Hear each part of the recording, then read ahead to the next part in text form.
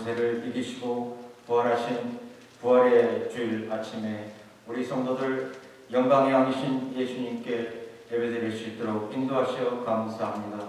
이 시간 우리 성도들 하나님께 예배드릴 때 준비된 마음으로, 감사한 마음으로, 믿음의 마음으로 예배드림으로 하나님이 기뻐 받으시는 온전한 예배 되게 하여 주옵소서.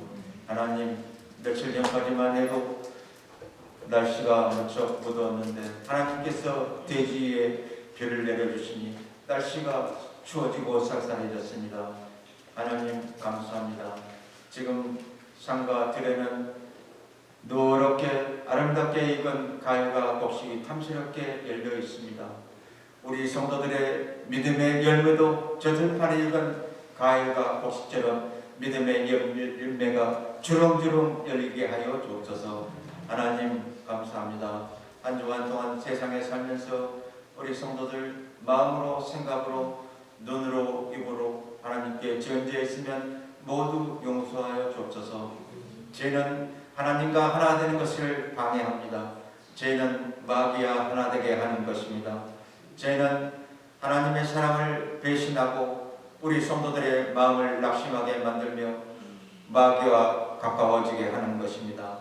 하나님, 우리 성도들 이 험악하고 죄 많은 세상에서 우리 성도들이 죄를 짓지 않고 살아가기 위해서는 늘 우리 성도들의 마음을 하나님의 은혜와 말씀, 사랑으로 가득 채우고 모세가 120년 사는 동안 늘 하나님 앞에서 살고 있다. 하나님께서 내 말을 항상 들으시고 항상 나의 행동을 하나님께서 보고 있다. 이런 마음의 자세로 살았을 때 모세는 하나님으로부터 큰 권세와 능력을 받고 또 죄짓지 않았습니다. 우리 성도들도 이러한 모세 같은 마음으로 살아갈 때 죄를 짓지 않을 줄 믿습니다. 하나님 감사합니다. 이 시간 예배드리고 싶지만 아버지 육신이 연약하고 또 좌절 가운데 계신 성도를 성령 하나님께서 일일이 찾아가 주시어 이루하여 주시고 일으켜 주옵소서. 예배를 통해서 우리 성도들의 마음이 시원하고 모든 문제가 해결받는 은혜로운 예배 되게 하여 주옵소서. 생명의 말씀을 증거하시는 목사님 권세와 능력을 더하여 주시옵소서. 영육간에 늘 강건함으로 충만하게 하여 주옵소서. 모든 말씀 예수님의 이름으로 기도합니다. 긴 병에 효자 없다라는 말을 아시지요? 예로부터 이런 말이 전해왔는데요. 요즘 이 말을 새삼스럽게 더 많이 경험하게 됩니다.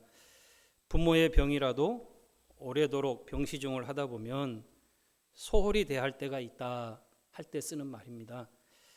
그렇죠.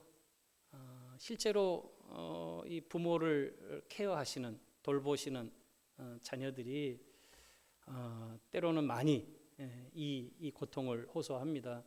그래서 그런 말이 있는지 모르겠어요. 부모는 자식을 돌봐도 자식은 부모를 돌보지 못하는가 보다, 그런 얘기를 하는 것 같습니다. 자식의 장애와 자식의 아픔을 평생 부모는 안고 가고 또 그것을 위해서 자신의 전부를 거기에 돌봄에 희생하지만 자식은 평생도 아니고 치매가 온 한 10년, 5년, 아니 약해서 이제 힘을 잃은 한 몇 년, 노년의 그 몇 년도 사실은 돌보기가 힘들어서 이리 보냈다가 저리 보냈다가 네가 맡아라 내가 맡아라 그랬다가 결국은 그 마음이 서로 상하고 서로 그런다 하는 이야기들을 또 우리가 생각하게 되는 것 같습니다. 코로나 팬데믹이 우리 곁에 찾아온 지 어느덧 2년이 지나가고 있습니다. 많은 사람들이 지치고 힘든 시기를 보내고 있고요. 4차에 걸친 대확산이 있어지고 그러다 보니까 계속된 통제와 거리두기가 사람들을 피곤하게 만들고 이제는 괜찮아지겠지 하던 기대가 조금씩 사그라들어가고 포기하는 과정까지 되었습니다. 곳곳에 문을 닫은 가게들이 서울이나 큰 도시에는 널려 있고요.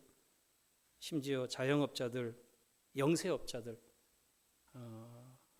문을 닫고 또 부도가 나고 또 빚을 어떻게 할 수 어떻게든 운영해 보겠다고 그래도 기대하고 버텨보느라 좀 은행에서 대출을 받고 뭐 이렇게 해서 해봤는데 이 길어진 이 상황이 해결될 기미가 없어서 결국 부도가 나고 심지어 안타까운 소식들이 생애 마감을 하는 안타까운 소식들이 들려오기도 합니다.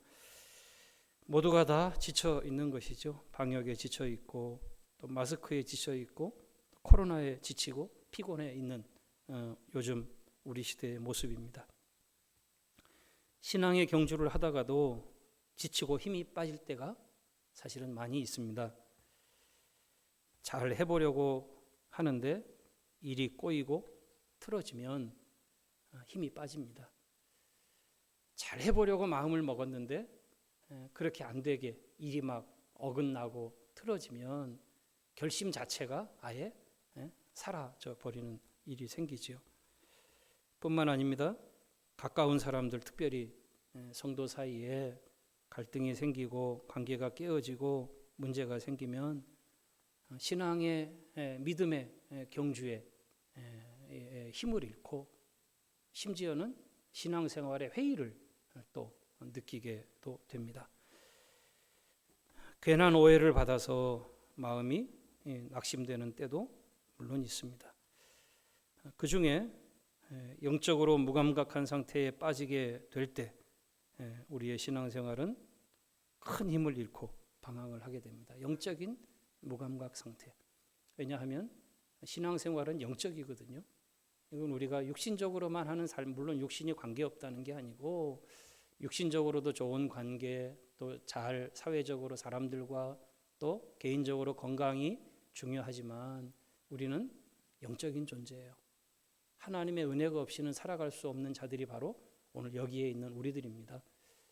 하나님 은혜 없이 살아갈 수 있다면 여기 있을 필요가 지금 없으셔요. 하나님의 은혜 없이 나는 잘 삽니다. 그런 분들은 여기에 오실 필요가 사실은 없는 것 아닙니까? 하나님의 은혜를 갈구하고 또 하나님과의 관계가 내 삶에 정말 중요합니다. 그것을 고백하는 사람들이 주님 앞에 나온 성도들입니다. 그래서 이 영적으로 무감각해진다. 신앙의 힘을 잃어버리는 결정적인 이유가 되어집니다. 다른 힘보다 사실은 이 힘이 중요한데요. 영적인 무기력증이라고 하는 증세가 있답니다. 이것은 하나님을 향한 영적인 반응이 무뎌지고 하나님과 거리감이 느껴지는 상태, 이것을 영적인 무감각, 영적인 무기력증 상태라고 말합니다. 가만히 생각을 한번 되돌이켜 봅니다. 하나님과 우리 사이에 영적인 교감이 무뎌지면 그러면 예배를 드려도 별로 감동이 없고요. 기도해도 그냥 내가 기도할 뿐이지 들으시거나 응답하시는 것은 별로 관심도 없고 일어나지도 않아요.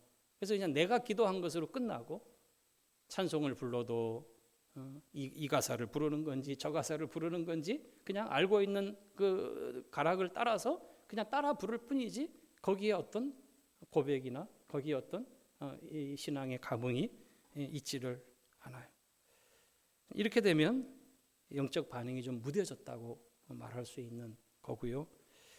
하나님이 늘 가까이 계신 분이라고 하는 이런 이 하나님과의 거리감, 하나님과 나와의 동행 이런 부분이 느껴질 때는 은혜가 충만할 때입니다.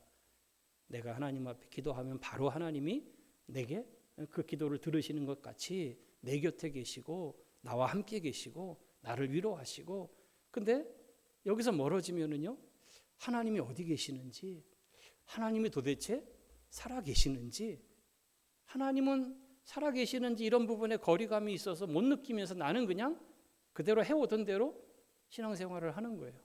예배도 드리고 또 믿는다고 믿음의 길을 걸어가고 하나님과는 한참 거리가 있어서 하나님과 거리감을 느끼지 못하는 이런 상황 속에 있는데 이렇게 되어지면 영적인 무감각이 이제 내게 찾아왔다라고 말할 수 있는 것이죠.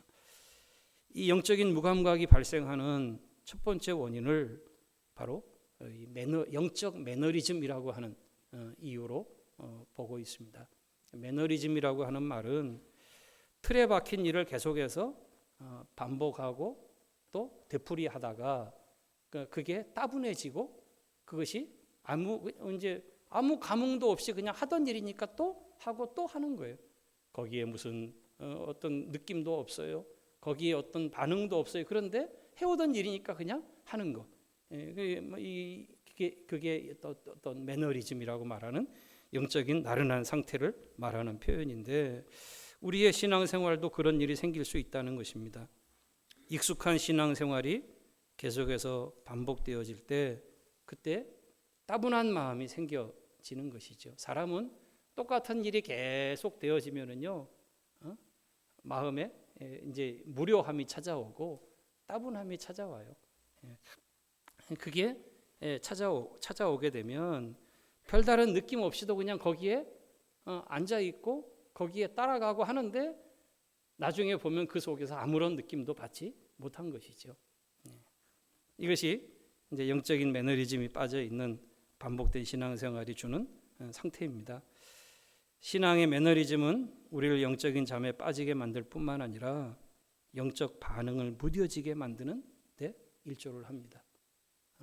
더 이상 어떤 반응이 없어요. 없는 것을 반응을 기대하지도 않아요. 왜냐하면 계속 해오던 일이 그렇게 해오던 것이니까. 그래서 일상으로 익숙해져는 있지만 익숙해지는 것이 이게 좋은 것인데 예배드리는 태도, 주의를 지키는 것 이거 얼마나 좋은 습관입니까? 그 좋은 것이에요. 그것이 잘못된 것 아닙니다. 그런데 거기에 머무르지 않고 우리의 이 익숙해진 우리의 주의를 지킴, 예배드림, 우리가 주님의 말씀을 들음 이런 일들이 그저 일상에 반복되는 별다른 느낌 없는 일이 아니고 우리의 영적인 무감각을 오히려 깨워서 주님의 은혜를 그 속에서 내가 붙잡고 오늘 주님이 나에게 이 말씀을 하셨는데 내가 사는 삶을 돌아보고 또 주님 앞에서 내가 이렇게 살아야지 또 결심도 하고 이게 사실은 영적인 반응이 오고 가는 것 아니겠어요? 이런 일들이 내 속에서 자꾸 멀어져 가면 그때는 영적인 이 매너리즘이 영적인 무감각이 결국 우리의 신앙을 엄습해 온다. 그때는 신앙이 어디로 빠지는가? 영적인 침체에 빠져들게 된다. 그 다음이 기다리고 있는 늪이 하나 있는데 이 영적 침체라고 하는 늪이 딱 기다리고 있는 거예요. 여기에 딱 걸려 들어가면 그 다음에는 힘을 내지 못하는 거예요. 일어나지 못하는 거예요. 발을 꽉 늪이 마치 내 발을 꽉 붙잡고 있듯이 헤어나오지를 못하는 상태에 빠져들어가게 되어지죠. 제가 존경하고 또 늘 신앙에 도움을 입는 멘토와 같은 스승 마틴 로이드 존스라고 하는 목사님 그분은 저와 같은 시대의 분도 아니고 저를 가르치신 일도 없어요. 저를 모르시는 분이에요. 하지만 그분이 쓴 책이 남아 있어서 그 책을 통해서 그분의 신앙을 또 제 신앙의 삶에 도전을 이렇게 받으면서 어찌 보면 그분의 책이 저를 가르쳤다라고 말할 수 있는 그런 분인데 이 마틴 로이드 존스 목사님이 쓴 책 중에 영적 침체라고 하는 유명한 책이 있어요. 저도 한 번씩 이런 영적 침체가 찾아오면 이 책을 펼쳐놓고 이 책을 읽으면서 고민하고 심각하게 그 앞에서 또 답을 찾아가곤 했는데 여기에 보면 이 마틴 로이드 존스 목사님이 영적 침체를 이렇게 설명을 했습니다. 영적 침체는 하나님의 말씀이 아닌 대적 마귀의 말에 더 민감하게 반응하는 상태이다. 하나님의 자녀가 하나님의 은혜에 우리가 늘 가까이 있을 때는 우리에게 무슨 소리가 더 잘 들리냐 하면 하나님의 말씀이 더 가까이 들리고 하나님의 말씀이 더 많아요. 당연히 매번 예배하지요. 또 때마다 기도하지요. 그러니 하나님의 말씀이 더 많아요. 그걸 또 찾게 돼요. 가까이 하나님의 말씀이 더 많이 들리는 거예요. 그런데 영적인 침체가 찾아오면은요. 하나님의 말씀이 들리지 않아요.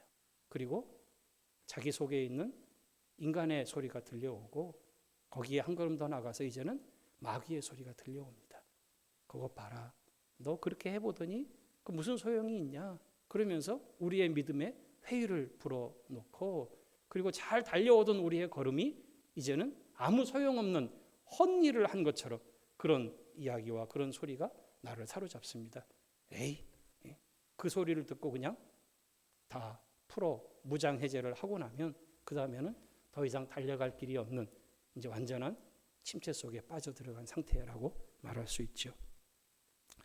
결국 영적인 침체가 오면 하나님의 말씀은 말씀보다 인간적인 말 그리고 마귀의 속임수가 속임의 말이 더 크게 들리게 된다고 하는 것이겠죠. 이처럼 신앙생활의 익숙함이 때로는 영적인 따분함을 만들어내기도 하고요.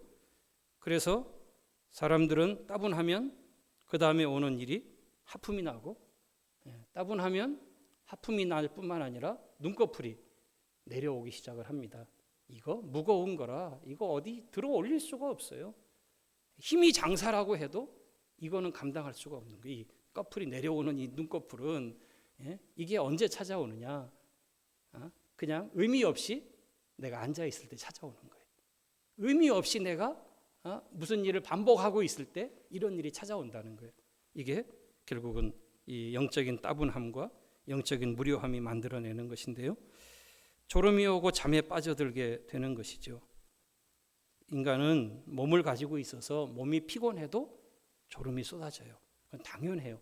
그런데 많은 경우는요, 몸이 피곤해서 잠이 쏟아지는 경우가 아니라 이 영적인 무기력이, 영적인 무감각이 우리의 영혼을, 우리의 이 영혼의 이 눈을 잠들게 한다고 하는 것입니다. 이때 잠든 사람을 깨우는 일, 이거 쉬운 일이 결코 아닙니다. 잠든 사람이 제일 짜증을 내는, 화를 내는 때가 언제인지 아십니까? 바로 단잠을 자고 있을 때 깨우는 소리를 들으면 화를 내는 것입니다. 학교 가라고 자녀를 깨우는 이 아침에 부모는 전쟁을 치른다 그러죠. 전쟁을 치르는 거예요.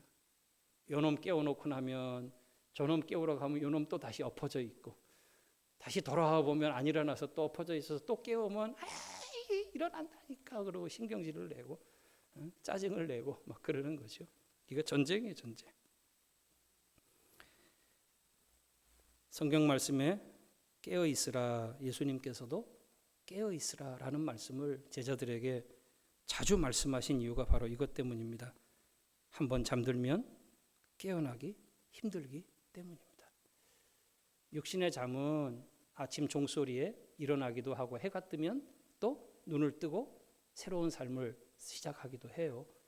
하지만 영적인 잠에 빠져버리면 신앙의 경주는 어디론가 사라져버리고 매너리즘과 영적 무감각에 빠져서 결국 아무 감흥 없이도 그냥 신앙생활을 하는, 쉽게 말하는 껍데기 같은 그냥 형식만 있고 그 내용에 하나님과 교감도 없고 말씀을 받는 은혜도 없고 내가 주님 앞에 뭔가를 기도해서 주님이 응답하시는 이런 일도 없고 그저 남아있는 것은 그냥 예배 드리고 왔다, 그냥 주일 지켰다, 그냥 이것 하나에 우리의 삶이 그냥 안위를 얻는 정도.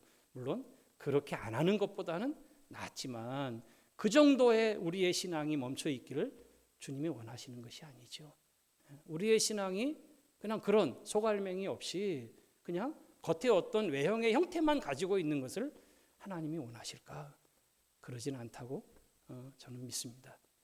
오늘 이 말씀도 바로 그런 의미에서 우리가 믿음의 경주를 할 때 우리의 영혼이 힘들고 낙심하고 또 무기력이 찾아오고 영적인 침체가 우리의 신앙의 경주를 방해하는 일이 찾아올 때 이 영적인 무감각을 주의하셔야 합니다. 그리고 오늘 예배하는 또 오늘 말씀을 통해서 우리의 신앙이 우리의 주님과의 관계가 늘 깨어있는 관계가 되어지기를 주님의 이름으로 축원합니다. 이거 정신을 차려야 되는 거예요. 한번 빠지면 못 태어나오니까. 잠들어 있는 자녀를 깨우시는 하나님의 방법, 그것은 지난주부터 시작해서 계속 다루고 있는 주제입니다. 징계라고 하는 것입니다. 하나님은 믿음의 경주에서 잠들어 있는 성도들을 때로는 꾸짖으십니다. 심지어 때로는 채찍질 하신다고 말씀하십니다. 아프지요. 사랑의 하나님이 채찍질을 하신다?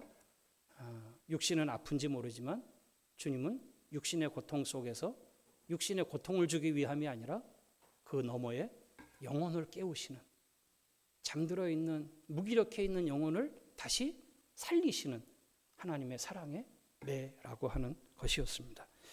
다시 일어난 믿음의 다름질을 하라는 아버지의 사랑의 깨우심이었습니다. 그래서 이런 말을 하는 것이 때때로 유익한 말이 되어집니다. 하나님의 징계를 두려워하지 말고 하나님이 내버려 두시는 것을 더 두려워해야 합니다. 하나님의 징계가 무서운 것이야. 물론 하나님의 징계도 무서워요. 하나님이 한번 징계하실 때는 무섭습니다. 이 징계를 경험한 사람들은 두 번 다시 하나님의 징계에 들어가지 않으려고 합니다. 왜냐하면 때로는 생명의 위협까지도 느끼거든요. 그래서 하나님의 징계를 두려워하는 것이 마땅해요. 하나님이 치시면, 하나님이 한번 징계하시면 감당할 수 없는 거예요. 그런데 그거보다 더 두려운 것이 무엇인가? 하나님이 그냥 내버려 두시는 것이다. 내가 지금 영적인 잠에 빠져 있고, 내가 지금 영적인 무감각에 그냥 형식만 그냥 믿음 생활하는 것 같이 그렇게 살고 있는데도 하나님이 그냥 가만히 나를 그냥 내버려 두시는 것 같은, 아무 말씀도 안 하시고 그냥 뭐 일이 그냥 잘 되고 그냥 내가 그렇게 잘 되어 가는 것 같은, 내버려 둔 것 같은 이런 상황. 그것은 무엇을 말합니까? 하나님의 자녀가 아니다라고 하는, 사생자다. 지난 시간에 우리가 봤던 말씀처럼 하나님 아버지는 그 사랑하시는 자녀들을 징계하신다라고 하는 말씀에서 우리가 그 이유를 찾을 수 있습니다. 오늘 우리가 읽은 이제 본문에서도 징계를 통해서 잠든 영혼을 깨우시는 하나님의 징계의 이유 두 가지를 저희가 발견합니다. 먼저 첫 번째, 하나님이 우리를 징계하시면서 우리의 잠든 영혼을 깨우시는 이유는 징계가 바로 우리의 유익을 위한 것이기 때문이라고 말씀하시고 계십니다. 10절 말씀 우리 한번 같이 읽어보겠습니다. 10절 시작. 그들은 잠시 자기의 뜻대로 우리를 징계하였거니와 오직 하나님은 우리의 유익을 위하여 그의 거룩하심에 참여하게 하시느니라. 육신의 부모가 징계하는 일과 다르게 하나님이 당신의 자녀들을 징계하시는 일에는 하나님의 자녀들의 유익을 위하여 하시는 것이다. 네. 하나님께서 하시는 일, 결코 이유 없이 하시는 일은 하나도 없습니다. 우리가 이해하지 못할 뿐입니다. 하나님의 뜻을 이해하지 못해서 왜 이런 일을 하나님 하시냐고, 왜 하나님 이런 일을 내게 허락하시지라고 그렇게 하나님 앞에 되묻지만, 그러나 그 하나님의 뜻을 깨닫고 나면 다시 숙연해지게 되는 것입니다. 하나님의 뜻을 몰라서 그렇지 하나님이 하시는 일에는 이유가 분명히 있습니다. 혼인잔치에 가셨던 우리 예수님, 포도주가 떨어졌다는 이야기를 듣고 마치 등 떠밀리시듯이 그 문제를 해결의 자리에 서십니다. 그때 제자들에게 또 하인들에게 예수님이 말씀하신 말씀이 무엇입니까? 항아리에 물을 가득 채우라는 것이었습니다. 아니, 지금 이 잔치에 필요한 건 포도주고, 포도주가 지금 문제고, 포도주가 떨어져서 지금 잔치가 지금 큰 위기를 만났는데 물을 갖다 떠 넣으라뇨. 이거 하인들이 예수님에게 물을 수 있었고, 이거 가지고 그건 맞지 않는 일이다. 어째 동문서답하십니까 주님? 하고 말할 수 있었을 터인데 하인들은 그대로 거기에 순종하지요. 예. 알지는 못하지만, 무슨 일이 일어날는지 알 수 없지만, 그러나 주님이 하신 말씀에 순종해서 물을 가득 채웁니다. 떠다 주어라. 예. 떠다 줍니다. 근데 그때 무슨 일이 일어납니까? 그 가득 채운 물이 포도주로 변하는 기적이 일어납니다. 주님이 하신 그 물을 가득 채우라는 이유는 바로 이 기적을 벌이시는 것이었어요. 당신이 누구신가를 보여주시기 위함이었어요. 처음 이 갈릴리 가나에서 첫 표적, 첫 기적을 행하셔서 내가 바로 너희의 믿음의 대상이고, 내가 바로 너희의 인생의 죄 문제를 해결할 구원자다. 주님이 이 표적을 보이시는 믿음을 위한, 유익을 위한 일이었어요. 그렇습니다. 사랑하시는 나사로가, 제자 나사로가 죽었다는 소식을 주님이 들었습니다. 누구도 자기가 사랑하는 사람이 사망했다는 소식을 들으면 가만히 있을 수 없습니다. 빨리 달려가야 됩니다. 하던 일 다 집어치우고 외국이면 비행기 티켓 어떻게 하든지 끊어서 달려오게 되어 있습니다. 그것이 인지상정일 것입니다. 그런데 이 소식을 들은 주님 엉뚱한 행동을 하십니다. 머뭇대시더니 나흘이 되어서야, 죽은 지 나흘이 되어서야 결국 이 사랑하는 제자 나사로 앞에 예수님이 나아가십니다. 왜 예수님 이제 오셨냐고 이 누이들이 예수님을 향하여, 예수님 여기 계셨다면 오빠가 죽지 않았을 터인데 왜 이제야 오셨냐고 예수님을 향하여 마치 비난하듯이 그 이야기를 하고 있습니다. 하지만 주님이 지체하신 이유가 있었습니다. 사망의 권세에서 나사로야 나오너라 하고 죽은 지 나흘 된, 썩어서 냄새가 풀풀 나는, 그래서 이제는 더 이상 살아날 가망이 없다고 절망해버린 상황에서 우리 주님은 그것도 다시 살리실 수 있는 생명의 주관자, 생명의 창조자, 생명의 주인이시라는 사실을 우리 주님이 제자들에게 보여주시기 위한 계획이었어요.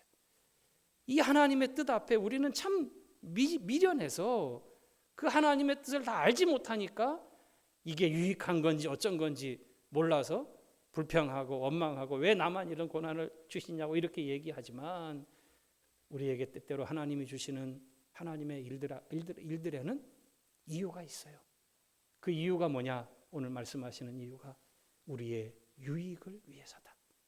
우리를 유익하게 하시는, 그것이 비록 고난이라도, 그것이 비록 환난이라도, 그것이 지금 아픈 징계라도, 꾸지람이라도 거기에 하나님이 우리를 유익해 하려고 하는, 잠든 우리의 영혼을 깨우시려고 하는 하나님의 사랑의 마음이 들어있다.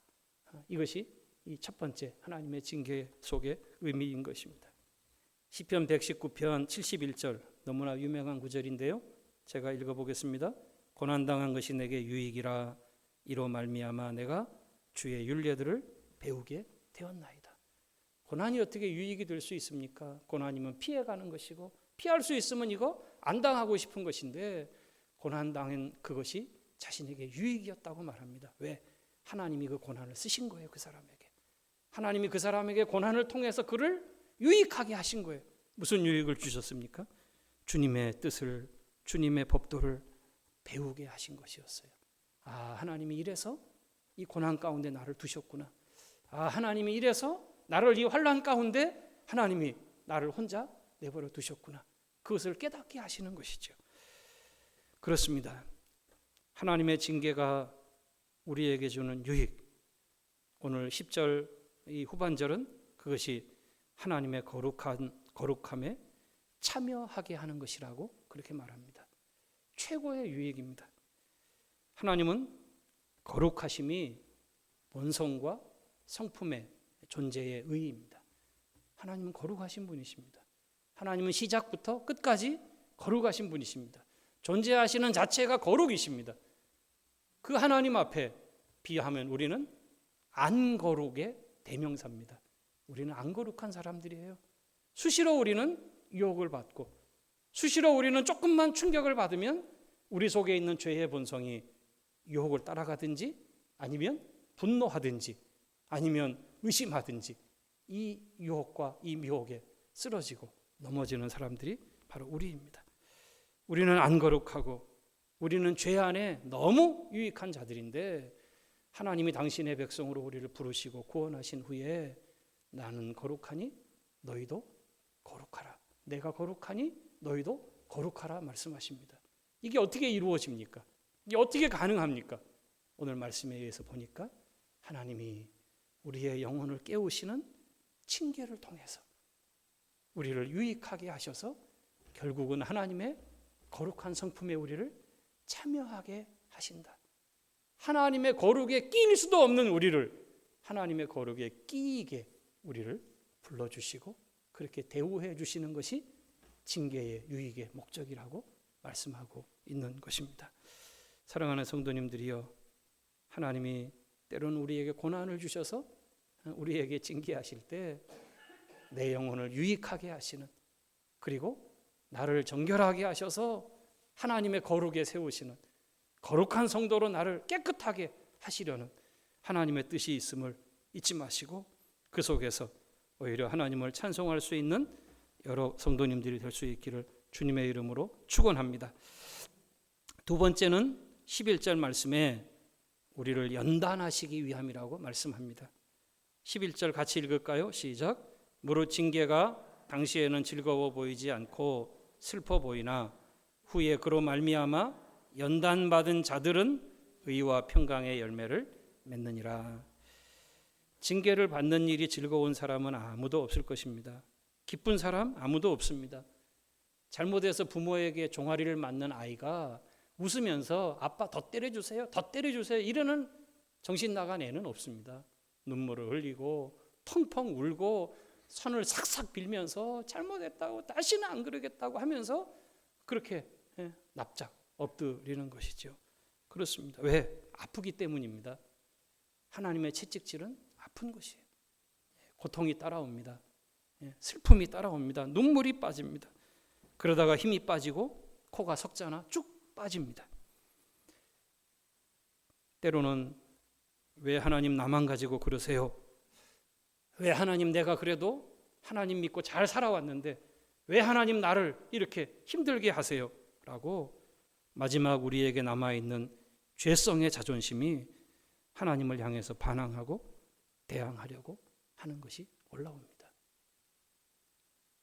자식도 머리가 커지면은요, 어릴 때 부모가 때릴 때 맞지, 머리가 커져서 자기 생각이 주관이 있으면 그 자식을 징계하려고 하면 부모를 향해서 이제는 눈을 부릅뜨고 부모의 내리치는 손을 붙잡고 그리고 밀치는 거예요. 밀쳐내는 거예요. 안 받아들이고. 이게 우리 속에 있는 이 죄성의 뿌리예요. 하나님의 징계 앞에 때로는 왜 나만 가지고 그러냐고 하나님을 향하여 불평하며 또 원망하며 자신의 삶을 오히려 하나님 앞에 다 하나님 때문 아니냐고, 내가 그래도 다른 사람보다 잘 믿어왔지 않냐고 하나님을 향하여 녹두리를 하며 그런 인간의 모습을 드러내는 일이 있는 것입니다. 하지만 이 시련의 연단을 지나고 나면 징계의 고통과는 비교할 수 없는 하나님의 축복과 상이 뒤따라 오는 것입니다. 하나님의 이 징계하심을 통해서 연단하시는 하나님의 연단의 축복이 따라오게 돼요. 그것이 무엇인가? 오늘 10절 끝절에는 그것이 의와 평강의 열매를 맺게 된다 이렇게 말씀합니다. 이 말씀을 공동번역 성경은 이렇게 번역했습니다. 마침내 평화의 열매를 맺어서 올바르게 살아가게 됩니다. 마침내 평화의 열매를 맺어서 하나님과 나 사이의 평화, 다른 사람과 이웃과의 샬롬의 평화, 좋은 관계, 아름다운 관계, 평화의 삶을 이루어서 올바르게 살아가는 삶, 이것이 하나님이 연단을 통해서 징계를 통해서 우리의 영혼을 깨우시고 그리고 우리로 하여금 다시 이 길을 뛰어가게, 이 길로 걸어가게 하시는 이유인 것입니다. 욥을 생각해 보십시오. 자신을 향한 고난과 시련이 밀려올 때 그는 하나님 앞에서 이것을 하나님의 연단하심이라고 그는 그것을 받아들이고 그렇게 고백하고 있습니다. 그래서 그 가운데서도 그가 믿음의 신앙의 고백을 할 수 있었던 것이죠. 욥기 23장 10절에 유명한 욥의 신앙 고백, 내가 가는 길을 그가 아시나니 그가 나를 단련하신 후에는 내가 순금같이 되어 나오리라. 그가 나를 연단하시고 지금 단련하신 이 일 후에는 내가 거룩한 정금 같은 불순물이 없는 내 죄성이 없는 주님 앞에 온전한 의로운 성도로 예수님 닮은 인격으로 나를 모나지 않게 세우시게 하려 함이라. 욥은 그 사실을 깨달았고 그리고 그 사실을 하나님 앞에 믿음으로 신앙을 고백하고 있는 것입니다. 사랑하는 성도님들이요, 오늘 주일 예배를 드리면서 이 말씀 앞에서 혹시 나는 영적으로 지금 건강한가? 아니면 나는 혹시 지금 영적으로 지쳐 있지는 않는가? 나는 혹시 영적으로 무감각한 이 무기력함이, 무감각함이 나에게 지금 어느 정도 내 영혼을 침투해 있지는 않는가? 우리 스스로에게 자문해보고 우리 스스로를 돌아봐야 할 것입니다. 믿음 생활에 변화도 없고 그저 재미없고 따분한 일상이 반복되고 있다고 혹시 느끼고 계시지는 않습니까? 하나님이 그런 우리를 깨우쳐 주시기를 소망하시기 바랍니다. 영적인 무감각에서 나를 깨우시는 하나님의 선한 손길을 기대하시기 바랍니다. 그리고 나서 이제 주님의 그 손을 붙잡고 다시 일어나서 피곤한 손과 연약한 무릎을 일으켜 세우시기를 주님의 이름으로 축원합니다. 나태와 무기력함에 그냥 빠져 있지 말고 머물러 있지 말고 주님이 지금 말씀으로 내 영혼을 향해서 말씀하십니다. 주님이 지금 말씀으로 내 영혼을 깨우시려고 하실 때에 그 주님의 말씀을 듣고 그 주님의 말씀에 혹 징계와 또는 무거운 말씀이지만 그 말씀 앞에서 다시 일어나서 힘들어하고 지쳐있는 자들을 위하여 곧은 길을 만들어낼 수 있는 하나님의 사랑과 믿음의 소망을 전하는 축복의 통로로 우리가 다시 살아가고 뛰어갈 수 있는 이 삶을 결심하는 오늘의 예배가 되어지기를 주님의 이름으로 축원합니다. 마지막 한 말씀 저희가 같이 읽고 오늘 말씀을 마치렵니다. 이 마지막 말씀은 믿음의 사람인 다윗이 영혼의 피곤함과 또 영혼의 낙심을 만났을 때 고백하고 있는 말씀입니다. 아무리 믿음이 강성했던 다윗도 우리와 같은 이 침체를 경험하고 있는 것 같습니다. 영혼이 힘이 들고 지쳐 있을 때 그가 정말 중요한 한 가지를 기도하고 있는데요. 여기서 우리가 우리의 삶의 힌트를 좀 얻고 배워서 우리의 삶에도 그것을 적용해 보고자 합니다. 시편 143편 7절 말씀 한번 열어주세요. 화면을 같이 보시면서 지금 다윗이 고백하는 상태를 같이 한번 먼저 보겠습니다. 시작. 여호와여 속히 내게 응답하소서. 내 영이 피곤하니이다. 주의 얼굴을 내게서 숨기지 마소서. 내가 무덤에 내려가는 자 같을까 두려워하나이다. 영혼이 지쳐있는 상태를 고백합니다. 심지어 하나님이 얼굴을 돌리신 것 같은, 하나님이 응답하지 않고 하나님이 보이시지 않고 하나님이 개입하지 않고 어두운 상태에 도망 다녀야 하는 상태에 고난의 상태에 머물러 있는 것 같은 이런 두려움이 그의 영혼을 덮치고 있을 때에 이 다윗이 기도하는 내용이 8절이에요. 8절 말씀 같이 읽습니다. 시작. 아침에 나로 하여금 주의 인자한 말씀을 듣게 하소서. 내가 주를 의뢰함이니이다. 내가 다닐 길을 알게 하소서. 내가 내 영혼을 주께 드림이니이다. 영혼의 피곤함과 두려움과 낭망 속에 있는 다윗이 붙잡았던 한 가지, 그것은 아침에 주의 말씀을 듣기를 소원했어요. 아침에 나로 하여금 주님의 말씀 한마디를 들을 수 있는 은혜를 주십시오. 왜? 그것이 자기를 일어나게 하는 힘이었기 때문에, 그것이 자신의 영혼을 다시 깨우고 살리는 능력이었기 때문에 그 말씀 한마디를 듣고 하나님의 말씀을 묵상하며 하루를 새롭게 시작하면서 어제의 무거웠던, 어제에 지쳐있던 영혼을 다시 일어나게 하시는 하나님의 은혜 앞으로 나아갔던 것입니다. 새로운 한 주간 다윗이 영혼의 피곤함 속에서 주의 말씀을 묵상하며 힘을 얻고 다시 일어나서 영혼의 무기력함이 아닌 새롭게 하시는 하나님의 은혜로 그 걸음을 걸어갔던 것처럼 이 한 주간 늘 반복되는 일상이 또 시작된다고 생각하시지 마시고 하나님의 말씀 듣기를 소망하시고 생명의 말씀을 묵상하면서 힘을 얻고 다시 일어나서 믿음의 경주를 달려가는 저와 우리 온 성도님들의 이 한 주간이 되어지기를 주님의 이름으로 축원합니다. 아멘.